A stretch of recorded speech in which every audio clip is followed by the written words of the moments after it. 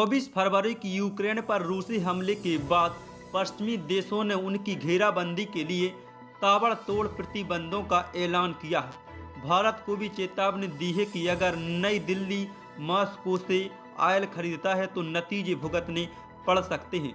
जंग शुरू हुए 4 महीने से ज़्यादा हो गए हैं, थमने की उम्मीद भी नजर नहीं आती है। ऐसे में अमेरिका और उसके सहयोगियों की सुर बदले बदले नजर आते हैं।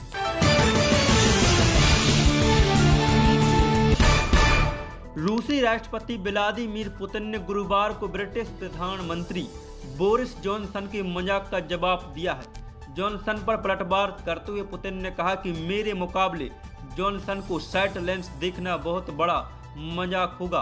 तुर्कमेनिस्तान पहुंचे पुतिन ने कहा कि यूक्रेन के पक्ष में मेरी आलोचना करने वाले पश्चिमी नेता शराबखोरी करते हैं और फिटनेस पर ध्यान नहीं देते हैं।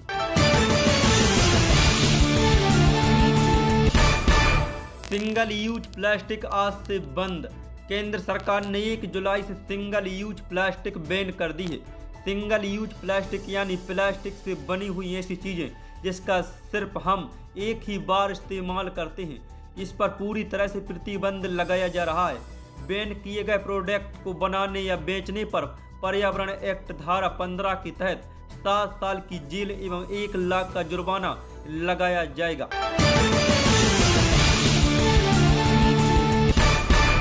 शिवसेना नेता संजय राउत आज यानी शुक्रवार दोपहर 12 बजे ईडी के सामने पेश होंगे।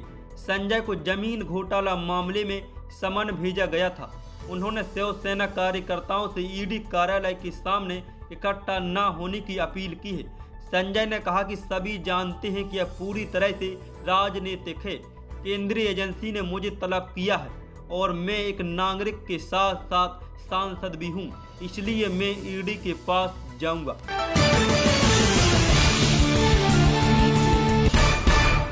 आज पुरी में भगवान जगन्नाथ की यात्रा निकलेगी। भगवान जगन्नाथ बड़े भाई बलभद्र और बहन सुभद्रा के साथ भक्तों को दर्शन के लिए नगर भ्रमण पर निकलेंगे। कोरोना महामारी की वजह से 2 साल बाद अंतराल आम भक्तों को भी रथ यात्रा में शामिल होने की अनुमति दी गई है। उड़ीसा के पुरी में श्री जगन्नाथ मंदिर प्रबंध समिति सदस्य माधव चंद्र पूजा पंडा ने सुबह मंदिर से भगवान जगन्नाथ बलभद्र और सुभद्रा की मूर्ति से एक एक माला उठाकर उनके रथों पर रखी है। इसके साथ ही दक्षिण की ओर रथ को खींचते हुए मंदिर के पास लाया गया। करीब 1 लाख भक्त इस परंपरा में शामिल हुए हैं।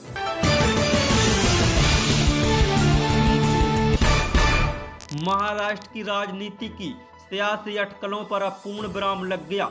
एकनाथ शिंदे ने महाराष्ट्र के 20वें मुख्यमंत्री के तौर पर शपथ ली। उनके साथ देवेंद्र फडणवीस ने उप मुख्यमंत्री पद की शपथ ली। प्रधानमंत्री नरेंद्र मोदी ने दोनों को बधाई भी दी। शपथ के 1 घंटे बाद शिंदे और फडणवीस ने कैबिनेट मीटिंग की।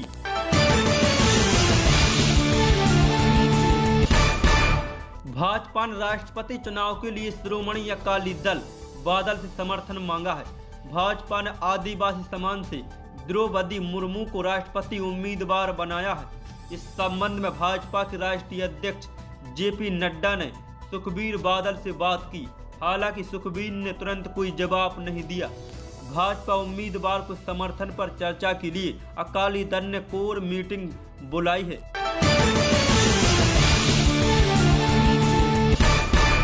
लालू के बड़े बेटे और विधायक तेज प्रताप यादव को विधानसभा अध्यक्ष विजय सिन्हा से 2 मिनट का समय चाहिए।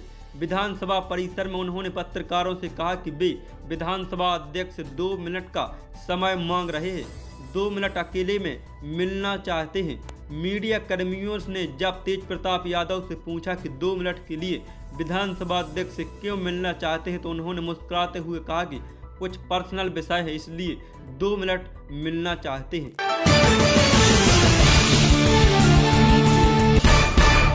Kerala Ayurveda JKD wellness centre Ayurveda panchakarma क्षार सूत्र योग एवं एक्यूप्रेशर द्वारा सभी रोगों की चिकित्सा।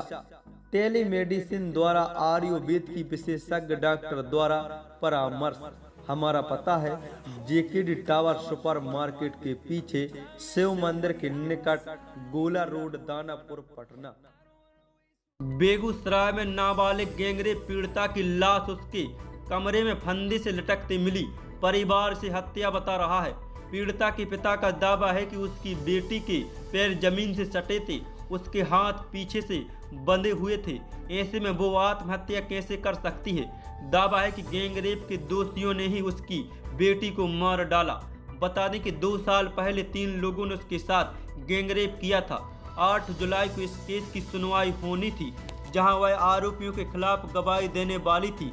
मामले में एक आरोपी अभी भी जेल में बंद है, जबकि 2 फरार चल रहे हैं।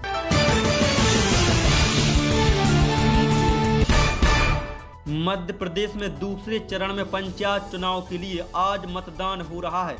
दूसरे चरण में 47 जिलों में 106 जनपद की 7,655 ग्राम पंचायतों में वोटिंग है। 1,31,44,027 वोटर गांव की सरकार चुनेंगे। दोपहर 3 बजे तक वोटिंग होगी, फिर काउंटिंग शुरू हो जाएगी।